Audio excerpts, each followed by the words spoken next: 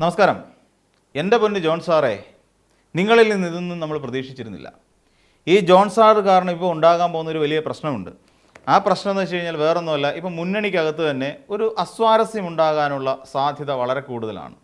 John sir പറഞ്ഞത് സ്ത്രീകളെ അടക്കമുള്ള, അതായത് സ്ത്രീകൾ ധനികരായ സ്ത്രീകൾ പാവപ്പെട്ടവരാണെന്ന് അഭിനയിച്ചുകൊണ്ട്, എന്ന് വെച്ചാൽ നമ്മുടെ നാട്ടിലെ ഇന്ന് KSRTCയിലെ പ്രിയദർശിനി പദ്ധതി അല്ലെങ്കിൽ ആ പദ്ധതിയുടെ ഫലം അനുഭവിക്കുന്ന നമ്മുടെ നാട്ടിലെ നമ്മുടെ അമ്മ പെങ്ങന്മാരും ഭാര്യമാരും അടക്കമുള്ളവരെല്ലാവരും ഈ പാവത്വം അഭിനയിക്കുന്നവരാണ്, നല്ല അഭിനേത്രികളാണ് എന്നല്ലേ പറഞ്ഞു വെച്ചത്.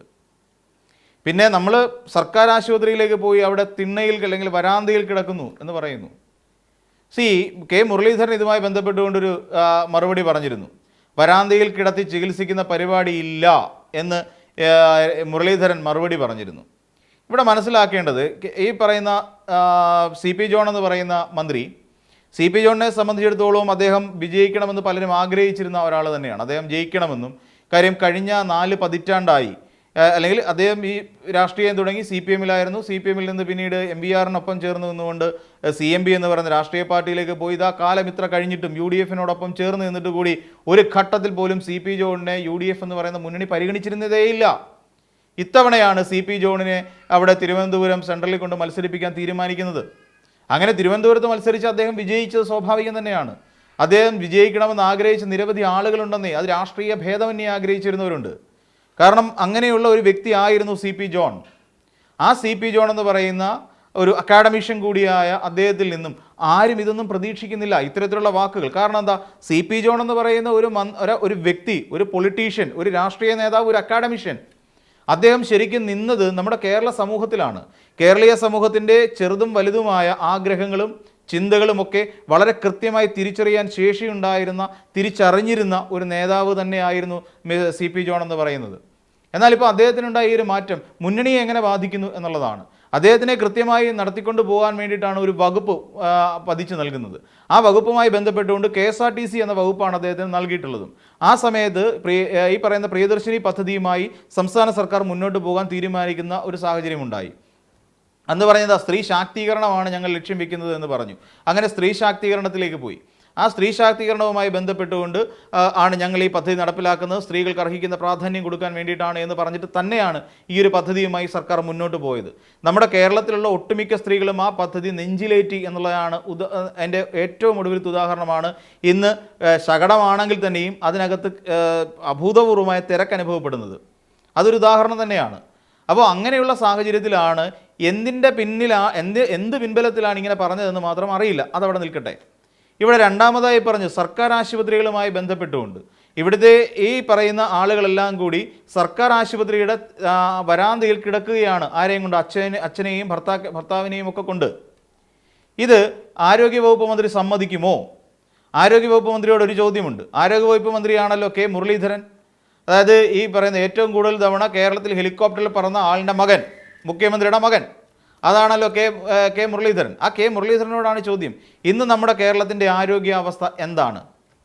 സൗജന്യമായി ചികിത്സ എന്ന് പറയുന്നത് ഒരു വ്യക്തിയുടെ അവകാശമാണോ അതോ ഔദാര്യമാണോ? സർക്കാർ നൽകുന്ന ഔദാര്യമാണോ? കെ മുരളീധരൻ വ്യക്തമാക്കേണ്ട കാര്യമാണത്. ഇവിടെ കാലങ്ങളായിട്ട് ഇവിടെ ആരോഗ്യ മേഖലയെ പ്രവർത്തിച്ചു വരികയാണ്. നമുക്ക് സർക്കാർ മെഡിക്കൽ കോളേജുകളുണ്ട്. അതൊന്നും ഈ പറയുന്ന ഈ രാജഭരണ കാലഘട്ടം മുതൽ തന്നെ തുടങ്ങിയെന്ന് വേണേൽ പറയേണ്ടി വരും. അപ്പോൾ ആ കാലം മുതൽ തന്നെ നമ്മുടെ സംസ്ഥാനത്ത് സൗജന്യ ചികിത്സ ഈ നാട്ടിലെ ഓരോ പൗരനും അവകാശമായി പതിച്ചു കൊടുത്തിരുന്നൊരു കാലമുണ്ടായിരുന്നു. ആ കാലത്തിൽ നിന്നാണ്, അല്ലെങ്കിൽ അതിൻ്റെ മാതൃകകൾ പിന്തുടർന്നാണ് ഇതൊരു വലിയ വ്യവസായമാണെന്നും ഇതിനുവേണ്ടി പണം മുടക്കാൻ വേണ്ടി നമ്മുടെ സാമ്പത്തികാവസ്ഥകളൊക്കെ മാറിക്കഴിഞ്ഞിരിക്കുന്നുവെന്ന് തിരിച്ചറിഞ്ഞ ഒരു വിഭാഗം ആളുകളാണ് നമ്മുടെ നാട്ടിൽ സ്വകാര്യ ആശുപത്രികളുമായി മുന്നോട്ട് പോകാൻ തുടങ്ങിയത്. അവരിതാ വലിയ പടപണ്ടാരം പോലെ ആശുപത്രികളൊക്കെ കെട്ടിയിടുന്നു. അതോടൊപ്പം മൾട്ടി സ്പെഷ്യാലിറ്റി ഹോസ്പിറ്റലുകൾ നമ്മുടെ നാട്ടിൽ തുടങ്ങുന്നു. സൂപ്പർ സ്പെഷ്യാലിറ്റി ഹോസ്പിറ്റലുകൾ നമ്മുടെ കേരളത്തിൽ വരുന്നു. ഏറ്റവും അധികം ഹോസ്പിറ്റലുകൾ നമ്മുടെ ഒരു 10 കിലോമീറ്റർ സഞ്ചരിക്കുമ്പോൾ ഹോസ്പിറ്റലുകളുള്ള ഒരേ ഒരു നാട് ഒരുപക്ഷെ കേരളമായിരിക്കാം. ഹോസ്പിറ്റലുകൾക്ക് യാതൊരു ക്ഷാമവുമില്ലാത്ത നാട്. അപ്പം അങ്ങനെയുള്ള ഒരു നാട്ടിൽ ആരോഗ്യ മേഖലയിൽ ഞാൻ സ്വകാര്യ ആശുപത്രിയിൽ പോകണോ അതോ സർക്കാരിൻ്റെ ആതുരാലയങ്ങളിൽ പോയി ചികിത്സ തേടണോ എന്ന് തീരുമാനിക്കാനുള്ള അവകാശം എനിക്കാണുള്ളത്. ഞാൻ തീരുമാനിക്കും. എനിക്ക് മികച്ച രീതിയിൽ വൈദ്യസഹായം നൽകേണ്ടത് എൻ്റെ സർക്കാരിൻ്റെ ഉത്തരവാദിത്തമാണ്. എൻ്റെ സർക്കാരിൻ്റെ ബാധ്യതയാണ് എന്നെ അല്ലെങ്കിൽ നമ്മളെപ്പോലൊരു പൗരനെ പൂർണ്ണ ആരോഗ്യവാനായി ഇരുത്തുക എന്നുള്ളത്. അതിനു വേണ്ടിയിട്ടാണല്ലോ സംസ്ഥാന സർക്കാർ പണം മുടക്കി ഡോക്ടർമാരെയും നഴ്സുമാരെയും അറ്റൻഡർമാരെയും ഒക്കെ നിയോഗിച്ചിരിക്കുന്നത്. അങ്ങനെയല്ല എന്ന് പറയാൻ കെ മുരളീധരൻ എന്ന് പറയുന്ന മന്ത്രിക്ക് കഴിയുമോ? അത് അങ്ങനെ എനിക്ക് പണമുണ്ടായിരിക്കാം, അല്ലെങ്കിൽ പണമില്ലായിരിക്കാം, പണം ഉണ്ടായിട്ടും ഞാൻ സർക്കാർ ആശുപത്രിയിൽ ചികിത്സ നേടാൻ പാടില്ല എന്ന് കെ മുരളീധരൻ എന്ന് പറയുന്ന ആരോഗ്യവകുപ്പ് മന്ത്രി നാളെ മൈക്ക് കെട്ടി പ്രസംഗിക്കണം. എങ്കിലേ ജോൺ സാറ് പറഞ്ഞ കാര്യങ്ങൾ അംഗീകരിക്കൂ നമ്മുടെ നാട്ടിലെ ജനം. കാര്യം എന്തുകൊണ്ടാണ്? ഈ പറയുന്ന KSRTC ബസ്സിൽ യാത്ര ചെയ്യണമെന്ന് ഒരു സ്ത്രീയും ആവശ്യപ്പെട്ടിട്ടില്ല ഞങ്ങൾക്ക് സൗജന്യം വേണമെന്ന്. നാളിതുവരെ KSRTC ആരംഭിച്ചതാ ഇന്ന് പ്രിയദർശിനി പദ്ധതി തുടങ്ങുന്നതിൻ്റെ അന്ന് വരെ നമ്മുടെ നാട്ടിലെ എല്ലാ സ്ത്രീകളും ടിക്കറ്റ് എടുത്ത് തന്നെ യാത്ര ചെയ്തുകൊണ്ടിരുന്നത്. അപ്പോൾ എന്തുകൊണ്ടാണ് പെട്ടെന്ന് ഇങ്ങനെ ഒരു ബോധോദയം CP ജോൺ സാറിന് ഉണ്ടായെന്നറിയില്ല. ഇവിടെ സർക്കാർ ആശുപത്രികളിലേക്ക് പോകുന്നത് തെറ്റാണോ? എന്തുകൊണ്ടാണ് ആരോഗ്യവകുപ്പ് മന്ത്രി കെ മുരളീധരൻ പറയാത്തതിനെക്കുറിച്ച്? അത് പറയണം. അല്ലെങ്കിൽ ആ തൻ്റെ ഇടത്തോട് പറയാനുള്ള ആർജവം കാണിക്കണമെന്നേ. എൻ്റെ നാട്ടിലെ അല്ലെങ്കിൽ ഈ ആരോഗ്യവകുപ്പ് എന്ന് പറയുന്നത് നമ്മുടെ നാട്ടിലെ പൊതുജനത്തിൻ്റെ ആരോഗ്യ സംരക്ഷണത്തിന് വേണ്ടി സൗജന്യമായി അവരെ ചികിത്സിക്കാൻ വേണ്ടി തുറന്നു വെച്ചിരിക്കുന്ന സ്ഥാപനമാണ് എന്ന് പറയാനുള്ള തൻ്റെ ഇടം CP ജോണിനെ വെല്ലുവിളിച്ചുകൊണ്ട് പറയാനുള്ള തൻ്റെ ഇടം കെ മുരളീധരൻ കാണിക്കണം. അതിനുള്ള തൻ്റെ ഇടം ഇതുവരെ ആയിട്ടില്ല. പക്ഷേ അദ്ദേഹം ഒരു കാര്യം പറഞ്ഞിട്ടുണ്ട്, ഇപ്പം സർക്കാർ ആശുപത്രി വരാന്തയിലല്ല കിടക്കുന്നത് എന്ന് പറഞ്ഞു. എന്താ കാര്യം? എൻ്റെ വകുപ്പ് ഇപ്പം മെച്ചപ്പെട്ടു, ആരോഗ്യ മേഖല, ഞാൻ ഇതുവരെ വരാന്തയിൽ കിടത്തി ആരെയും ചികിത്സിക്കുന്നില്ല എന്ന് പറഞ്ഞു വെക്കുക മാത്രമാണ് ചെയ്തത്. പക്ഷേ കാലാകാലങ്ങളായി അതല്ല സംഭവിക്കുന്നത് എന്ന് CP ജോണിനെ പറഞ്ഞ് ബോധ്യപ്പെടുത്താൻ കഴിയണം. ഇല്ലാന്നുണ്ടെങ്കിൽ നിങ്ങൾക്കിടയിൽ അല്ലെങ്കിൽ ഈ മുന്നണിക്കകത്ത് വീണ്ടും തർക്കങ്ങൾ ഉണ്ടാകുമെന്നേ. ഇപ്പോൾ തന്നെ വീർപ്പ് മുട്ടി കഴിയുന്നൊരു വിഭാഗമാണ് മുസ്ലിം ലീഗ്. എന്താ കാരണമെന്ന് കൃത്യമായി കെ മുരളീധരൻ എന്ന് പറയുന്ന മന്ത്രിക്ക് അറിയാമല്ലോ. കെ മുരളീധരൻ ഇന്നലെ അല്ലല്ലോ കോൺഗ്രസിൻ്റെ തനിക്കുണം അറിയാൻ തുടങ്ങിയത്. VD സതീശൻ എടുക്കുന്ന ചില നിലപാടുകളുമായി കഷ്ടപ്പെട്ട് ബുദ്ധിമുട്ടി പൊരുത്തപ്പെട്ട് പോകാൻ വിധിക്കപ്പെട്ടവരാണ് ഇന്ന് ആ മുന്നണിക്കകത്ത് കഴിയുന്നതിൽ കൂടുതൽ പേരും. CP ജോൺ അടക്കമുള്ള നേതാക്കന്മാരുടെ കാര്യമാണ് പറയുന്നത്, മന്ത്രിമാരുടെ കാര്യമാണ് പറയുന്നത്. കഷ്ടപ്പെട്ട് ബുദ്ധിമുട്ടി എങ്ങനെയൊക്കെയോ കഴിഞ്ഞുകൂടി പോവാൻ. ഇവിടെ മുസ്ലിം ലീഗ് എന്ന് പറയുന്ന ഒരു രാഷ്ട്രീയ പാർട്ടി ഉണ്ടല്ലോ, അവർ ഒരു ഘടകകക്ഷി ഉണ്ടല്ലോ.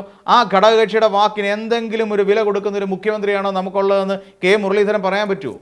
അല്ലെ CP ജോണ് പറയാൻ പറ്റൂ? CP ജോൺ വിട്ടേക്ക്, CP ജോൺ ഒരു ഘടകകക്ഷിയാണ്. അങ്ങനെ പറയാൻ കോൺഗ്രസിൽപ്പെട്ട കെ മുരളീധരൻ എന്ന് പറയുന്ന ഒരാൾ കഴിയുമോ? അവരെ പറ്റിച്ചത് ഈ PMC പദ്ധതിയും വഖഫ് വിഷയവുമായിട്ട് ബന്ധപ്പെട്ടുകൊണ്ടും അവരെ ഇവിടുത്തെ നമ്മുടെ മുഖ്യമന്ത്രി പറ്റിച്ചിട്ടില്ല എന്ന് നെഞ്ചിൽ കൈവച്ച് പറയാനുള്ള ആർജവം കെ മുരളീധരൻ എന്ന് പറയുന്ന ഒരു മന്ത്രിക്കുണ്ടോ? എല്ലാത്തിനെയും വളരെ തമാശാരൂപേണ കാണുകയല്ലേ. കഴിഞ്ഞ ദിവസം VD സതീശൻ നടത്തിയ ഹെലികോപ്റ്റർ യാത്രയെക്കുറിച്ചും അങ്ങ് വളരെ സരസമായി ന്യായീകരിച്ചല്ലോ. കേരളത്തിൽ ഏറ്റവും കൂടുതൽ ഹെലികോപ്റ്ററിൽ പറന്ന മുഖ്യമന്ത്രി കെ കരുണാകരനാണ് എന്ന് പറയാനുള്ള ആർജവം അങ്ങ് കാണിച്ചിട്ടുണ്ടല്ലോ. അപ്പോൾ അതുകൊണ്ട് കാലം മാറുമ്പോൾ മുഖ്യമന്ത്രിമാർ ഹെലികോപ്റ്ററിൽ യാത്ര ചെയ്യും എന്നായിരുന്നല്ലോ അങ്ങ് ഉയർത്തി ന്യായീകരണം. ഇതേ ന്യായീകരിക്കുന്ന നാക്കുകൊണ്ട് തന്നെ പറയണം.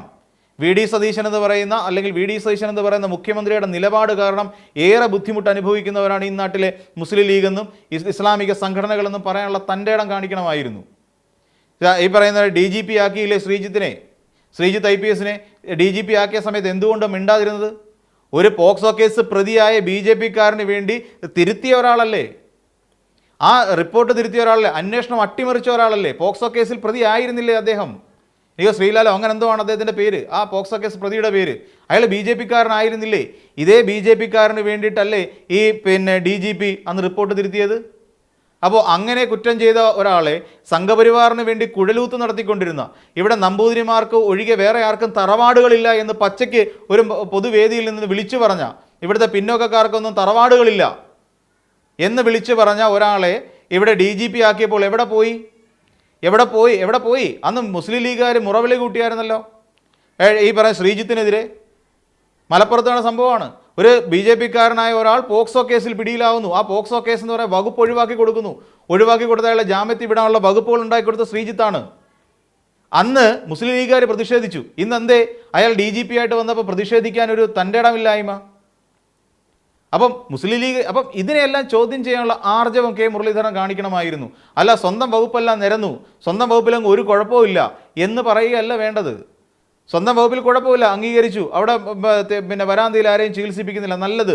പക്ഷേ ഇവിടെ അതിൻ്റെ കൂട്ടത്തിൽ കഴിയുന്ന ചില ഘടകകക്ഷികൾ കൂടി ഇത്തരത്തിൽ ബുദ്ധിമുട്ട് അനുഭവിക്കുന്നു എന്നുള്ള കാര്യം കൂടെ തുറന്നു പറയാനുള്ള ചങ്കുറപ്പ് കാണിക്കണമായിരുന്നു.